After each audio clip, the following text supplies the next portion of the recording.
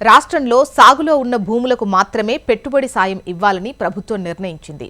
ఖరీఫ్, రబీ సీజన్లలో రైతులు సాగు చేసిన భూమిని శాస్త్రీయ పద్ధతిలో లెక్కగట్టి రైతు భరోసా మొత్తాన్ని రైతుల ఖాతాల్లో జమ చేయనుంది.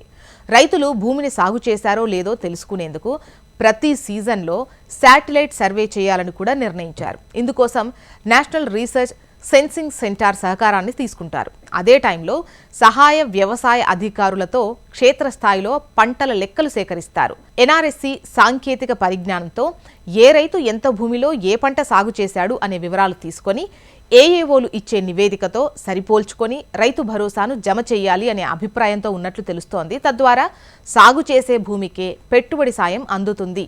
రైతులను వ్యవసాయం దిశగా ప్రోత్సహించినట్లు అవుతుంది అని భావిస్తున్నారు. దీని ప్రకారం రైతులకు ఖరీఫ్లో వచ్చే పెట్టుబడి సాయానికి, రబీ అంటే యాసంగిలో వచ్చేటువంటి సాయానికి మధ్య తేడా ఎక్కువ ఉండే అవకాశం ఉంది. రాష్ట్రంలో రబీలో సాగు విస్తీర్ణం తక్కువ ఉండటమే ఇందుకు కారణం. మార్గదర్శకాల రూపకల్పన దాదాపు పూర్తి. రైతులకు 6 ఏళ్లుగా అందుతున్న పెట్టుబడి సాయం రైతు బంధు స్థానంలో కాంగ్రెస్ ప్రభుత్వం తీసుకున్న రైతు భరోసా పథకానికి రూపకల్పన చేశారు. కొత్త సంవత్సరంలో సంక్రాంతి నుంచి రైతు భరోసా ఇవ్వాలని నిర్ణయించినట్లు వ్యవసాయ శాఖ మంత్రి తుమ్మల నాగేశ్వరరావు ఇటీవల శాసనసభలో ప్రకటించిన విషయం తెలిసిందే. ఈ నెల 30న జరిగే మంత్రివర్గ సమావేశంలో రైతు భరోసాకు ఆమోదం తెలిపే అవకాశం ఉంది. ఈ నేపథ్యంలో రైతు భరోసా అమలులో ప్రభుత్వం అనుసరించనున్న విధి విధానాలపై చర్చ జరుగుతుంది. ఇక ఒక రైతుకు గరిష్టంగా ఎన్ని ఎకరాల వరకు రైతు భరోసా పెట్టుబడి సాయం ఇవ్వాలనే విషయంలో మంత్రివర్గ సమావేశంలో స్పష్టత వస్తుంది. పీఎం కిసాన్ సమ్మాన్ నిధి కింద 5 ఎకరాల్లోపు భూమి ఉన్న రైతులకు మాత్రమే కేంద్ర ప్రభుత్వం పెట్టుబడి సాయం అందిస్తున్న విషయం మనకు తెలిసిందే. ఇక రాష్ట్ర పథకంలోనూ భూమికి సీలింగ్ విధించాలని ఉప ముఖ్యమంత్రి భట్టి విక్రమార్క నేతృత్వంలోని మంత్రివర్గ ఉపసంఘం సిఫార్సు చేసినట్లు తెలుస్తోంది.